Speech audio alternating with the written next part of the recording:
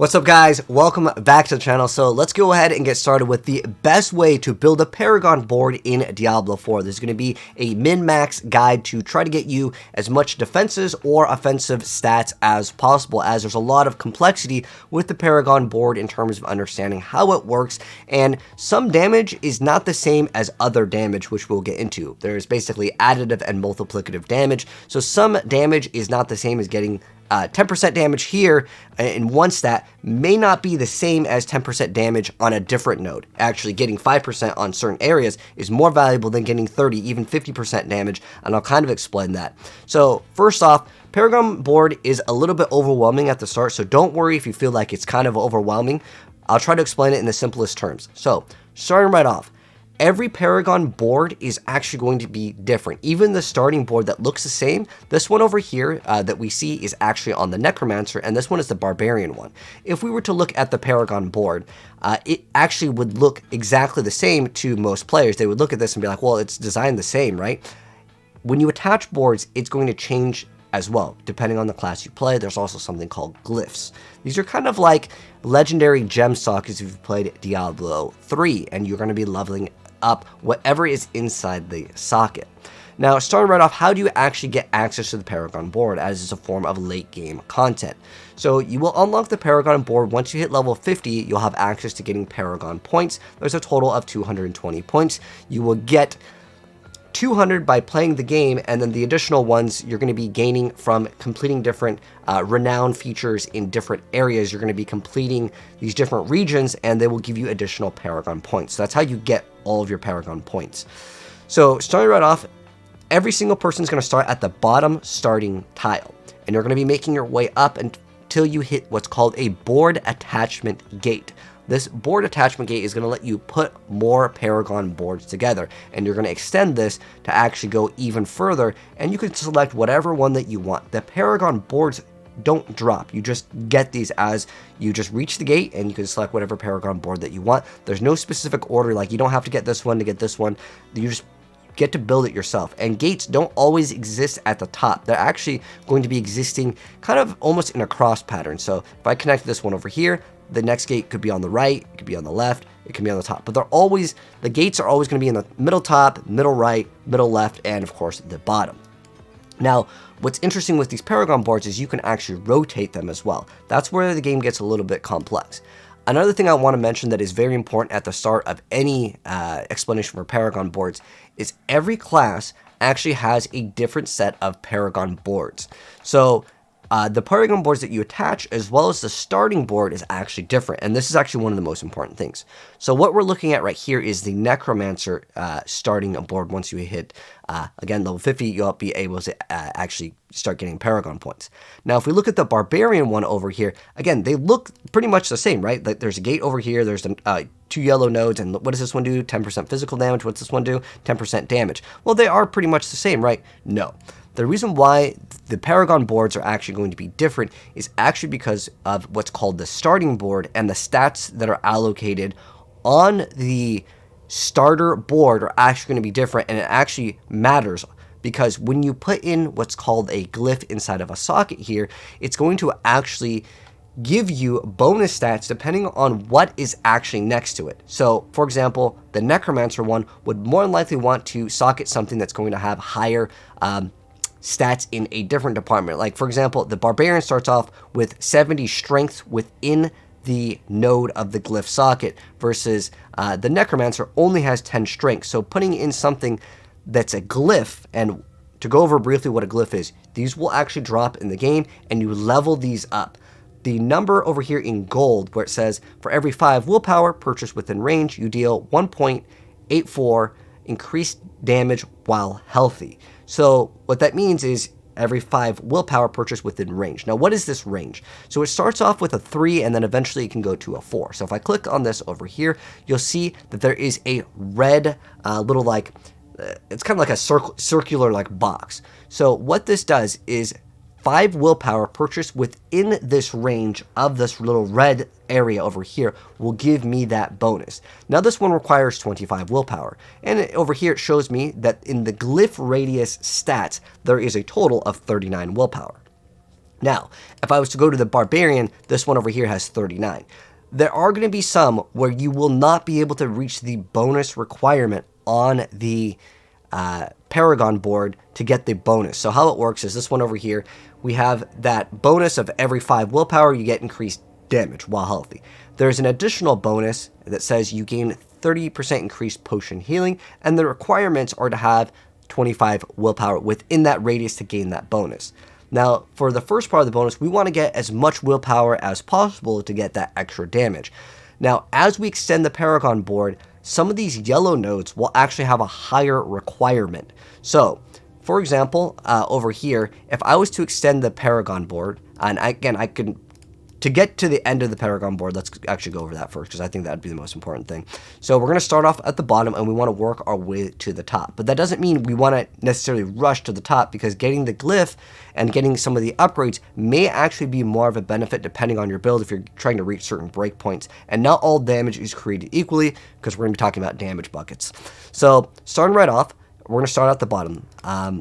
Let's just say, for example, we are going to go just straight up over here. Maybe there is a legendary node. And one thing I want to point out is legendary nodes are not the be-all, end-all, and the things that you want to prioritize for every single build. There are some builds where you don't really care about the legendary node, but you're looking for a very specific set of bonus increased damage that is going to be a multiplicative number versus an additive number, because 10% damage here is not the same as 5% damage. 5% damage in one area can be better than a 10% damage. I'll kind of explain that in a second. But starting right off, the way the Paragon board works is you cannot go in diagonals. I know in some Paragon boards on some build websites, they let you kind of do whatever. They have to all be connected, but they cannot be connected diagonally. You have to connect them in a cross pattern. So we're going to start off over here, and then we will get to the top. Once we get to the top, we get this attachment gate, and we can select a different bonus. So the first one has no legendary node. Now, more likely you would want to get the glyph socket as well. Kind of try to prioritize that in most situations. Earlier on, you're going to just start leveling up one glyph at a time, and eventually you will get more glyph sockets as you progress. But you might actually want to hit the legendary node. You might want to hit the glyph socket. You can actually hit both if you want to, but it depends on the build and what you're trying to do. So starting right off with this glyph socket, since we are playing a build that may use a lot of intelligence, may use willpower, this is the necromancer. It kind of depends on the class that you're playing. Now, it also depends on what you want to go for. Are you looking to do more damage while healthy? Now, there are certain numbers in this game. This is where it becomes quite complex. Certain bonus damages, like for example, increased damage to close targets, for some builds, if they don't have this sort of increased damage to, you may want to try to prioritize getting that increased damage to or damage versus, as long as it exists. Or like, for example, with Rogue, you can get bonus damage to, let's say, a target after you have dodged. That would be a multiplier. So there's an excellent video that goes more in depth, but I'm going to kind of explain it as quickly as I possibly can. So this is a really excellent video by Goblin, and I will also provide my source down below. But to sum up what this video is over here, is basically explains how your damage is getting multiplied versus being additive. So an additive would be like our main stat. In a rogue's case, it would be, let's say, dexterity. If we get lots of dexterity, that's good. That's going to give us more damage. Also want to mention another very important thing. Not all main stats do the exact same thing for every character. For example, this is the rogue. If I go to stats, you can see dexterity increases our dodge chance as well as our skill damage. But on the barbarian, if I go to my stats, dexterity, it shows off that it's giving me dodge chance and crit strike chance, okay? So that is actually different. You can see the rogue, it's skill damage. Those are two different things. And depending on the class that you're playing, crit might be in a completely different area. For example, over here, rogue, to get increased critical strike chance, we actually want intelligence. So it depends on what you want to build, but how it generally works is rogue's main stat is going to be dexterity, but barbarian is going to be strength. It varies on the class that you're going to be playing, so keep that in mind as well. But the most important thing to mention with this is you want to try to touch all of the what's called damage buckets. So what this means is you want to make sure that every class is going to already have a main stat. As far as crit damage goes, that's a separate multiplier. You don't have to go go and build for crit. But you want to try to hit vulnerability. This is like actually one of the most important things in the game. You want to make sure that you have vulnerability applied in some sort of way. Damage to and damage versus are essentially the same thing. So if you have bonus damage to a subset of enemies or some sort of condition being met, this is where damage versus would actually be the same as damage to. They explain it more in depth, but basically what I'm trying to explain with this is that not all damage is actually going to be equal, because you want to try to get some from each, because it's going to multiply it times every single one of these. And so that's where if I got 5% more crit damage here is not the same as getting even just 1% or 2% in another area, because the numbers are going to get all multiplied, and you want to try to tag each one of these different conditions. And this is where the Paragon board becomes a lot more complex, and you may want to try to prioritize certain things, even though it might say on paper that you are only getting, let's say, 10% damage. That 10% damage, for example, in this one over here, you can get extra damage after you have dodge. That is a separate multiplier that is worth way more than all damage. Even if I was to see one node that gave me 20% all damage, I would rather get 5% extra damage after I have dodged. And the reason why is that is going to be a multiplier. So it takes all of the damage and it multiplies it. That's the most important thing that you need to understand when you're building any of your Paragon boards, is not all damage is created equal. So now that that's out of the way, I want to go ahead and go more in depth on the Paragon board. I think we were like kind of just doing this Necromancer one for a base example here. So again, check out what you may want in terms of the stats, because for example, like Rogue, I would try to prioritize one that has dexterity. You can also search by a keyword. So let's say, for example, with this one over here, you can see we get a lot of int. Now, is there even one for int? We have to type this in. So you can see this one requires 40 intelligence. So this makes it so we deal more damage to crowd control targets. This one makes it so for every 5 intelligence within range, our skeleton mages deal increased damage. So this one over here might be one of the best, because remember, in this glyph radius, which is inside the red over here, it explains to me that there is a total of 70 intelligence. This is a massive bonus versus, let's say, on the Barbarian. If I was to look at the Barbarian, there's only 10 int. Now, obviously, Barbarian's not going to be summoning skeleton mages unless there's some crazy build, you know, in the future with, you know, RuneWords or something that gives Barbarian skeleton mages. But for the most part, you need to factor that in when you are socketing these glyphs. Okay. So now that we've basically kind of explained this, and if you really want to search out for the int, the easiest way to find it is I could just type in int, and then it will highlight all of the int nodes. So, for example, I may want to grab this one, because this gives me another 10% bonus damage if I meet the willpower requirement. So some of these will say within radius, some of these will just be that you want to have that much willpower in your character. That can be on equipment, that can be on your Paragon board, it can be on a lot of different things. So if we want to reach this requirement, we may actually have to go get some of these other nodes. So it depends on your build, and the number in the gold, remember, that's going to be getting increased as you level up your glyph. Now, after we get to the gate, we may want to go ahead and, first off, I would suggest reading every single one of these and see if it works as a separate multiplier. Again, this video is going to be excellent. I would really recommend watching it, but the TLDR is try to touch all of these different nodes. You can get extra damage while healthy. Obviously, you want to apply vulnerability. You can get damage with core skills. You want to try to touch all of these things as you're building your character. But depending on your build, you might be doing overpower. You might be doing certain things with your build, but there are certain nodes that are going to be not actually good because of the node, but because of the Paragon board. So if I attach this Paragon board over here, you can see, I'm going to get rid of the word int so it looks clean. You can also rotate the Paragon boards, and you can keep on extending these Paragon boards. You don't have to find these. You do have to find glyphs, though. These are going to be something that you'll have to acquire. But the Paragon boards itself, they're not a drop. You just get all of them. So you'll see that there's a glyph socket over here, and there is a legendary node. So our build may not even want to use blood orbs at all, okay? Blood orbs is actually more multiplier, so this is something that I would recommend. If you want to be the best of the best when you're building your character, you want to make sure that you're hitting all of these, what's called the damage buckets, basically all of the multipliers in your build. So depending on what you want to try to go for first, in this instance, a lot of times earlier on, you want to also hit the glyphs. Now, there are certain glyphs that actually behave not like normal glyphs, as in they don't just give you a bonus if you hit this number to be met. Some of them will actually empower other nodes. Now, this one only shows the rare glyphs, but there are other glyphs in the game that just don't happen to appear. I'm not sure if these maybe haven't been fully data mined yet, but they've actually shown these off in like different blog posts as well. On the 30th, I can go way more in depth because there's technically an NDA on anyone that has played the full copy of the game. We can't talk about it until the 30th, so when that happens, I'll be able to explain a little bit more and show you guys more gameplay of like high-level stuff, but for now, we just have to use different websites, and it's either show off old gameplay, but this one is so important, I didn't feel like we needed gameplay in the background. So there are other ones to give a bonus based on...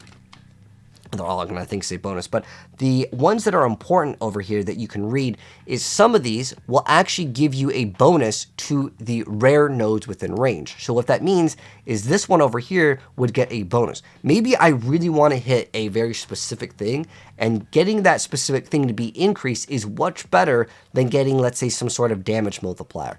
Especially earlier on, it kind of also depends on what you're going for your build. You may want to, again, get one of these earlier on versus getting the legendary nodes. Some of these legendary nodes, by the way, they might not even be something that you actually need. And the reason why you would select one Paragon board over the other is because they are completely different. So if I was to select another Paragon board over here, maybe I don't even want this thing. I just want the closest glyph socket because the next glyph socket that I want to put in is good. Another very important thing to micromanage when you're building your Paragon board is the stats of the gold ones or the rare nodes. They will have a requirement, and as you extend your Paragon board, these will start getting higher and higher. You can see this one requires to get the bonus on this rare node. This one, again, doesn't have to be a radius. This is just a yellow rare node, and we have to have intelligence and willpower, and it's a pretty high number. But as I progress and I get further away, you can see this is 480 and 350 dex. We may never hit that if I extend the Paragon board even further, and I would have to connect all of these, by the way.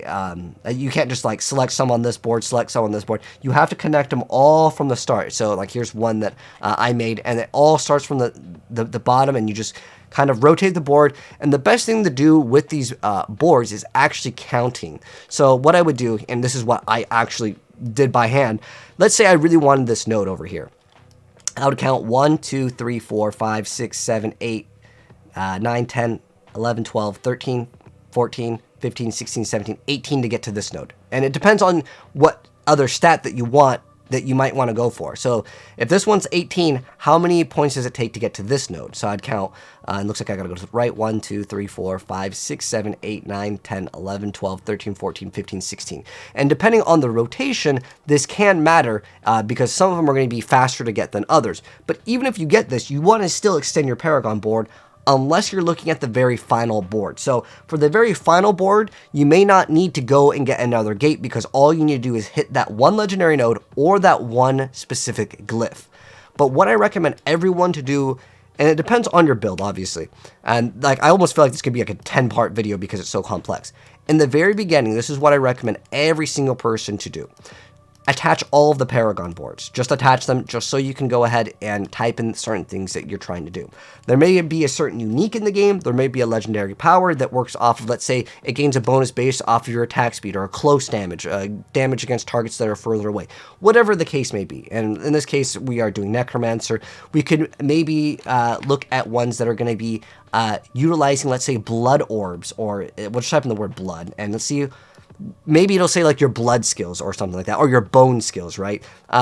Type in something after you've attached all of your Paragon boards, just so you can be able to see which Paragon board you might actually want to go for. What I recommend to do is, first off, look at all of the yellow nodes. Some of these yellow nodes, again, damage after picking up a blood orb is not the same as 10% extra damage. This is a separate multiplier, so this will be way, way more important than getting, well, this one just blood orbs grant increased damage. Increased damage up to 15%. Some of these, you may just want specifically the rare node, and you don't even care about the legendary one. Usually, in most cases, you want to try to pick them up as long as it can meet your build requirements.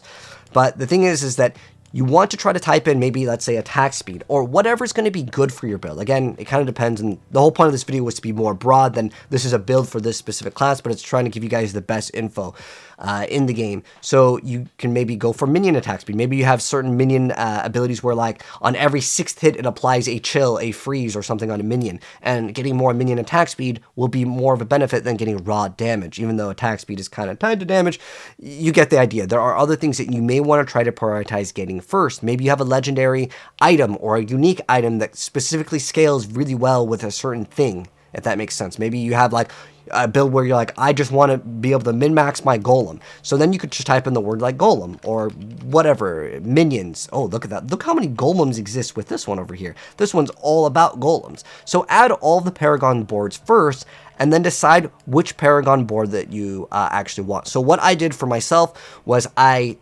would throw out all the Paragon boards, then I would open up a notepad, and then let's say I was building a golem build. I would write Hulking Monstrosity. I want this one.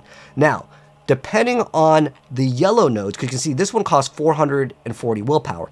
If I was to put this on this page over here, it would not require that 400. It's probably going to require 250. So that is where the order matters, and that's why you want to see all the Paragon boards before you start placing them, because I did that and I wasted a bunch of time. So the best way to do it is put all the Paragon boards first, and then think about what you want. You might want to read every single legendary node, and then you can also look at the Glyph socket location, and also every single one of these on D4 builds. There's a lot of different websites that have little Paragon boards that you can build, but on every single one of these, it tells you in the Glyph radius what the requirements are. There's actually a really good sheet over here.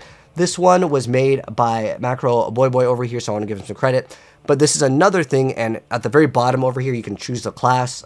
So, for example, this one over here is like the Sorcerer. It tells you every single Paragon board, what the name of it is, what the offensive ones are in the red, and the defensive stats in the purple. So if you're just kind of looking to min-max here, this is a great way to actually see kind of visually what exists on these Paragon boards without having to mouse over them. It makes it kind of a little bit easier for you visually.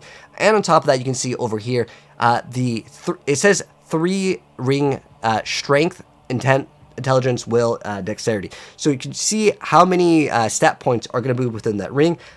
As you increase the ring, it's going to go up to a 4. For the most part, 3s are only going to be early on. Later, you're just going to get 4s all across the board anyways. So that is what this is over here. So this basically does that work for you, but this is another way to visualize it. And basically, I had that on a separate monitor, and that's how I was trying to make the best Paragon board. So again, the order that you put your Paragon board matters. Look at this one requiring 890 dexterity. I'm probably not going to hit this on my Necromancer because I want main stat because it's going to increase our skill damage.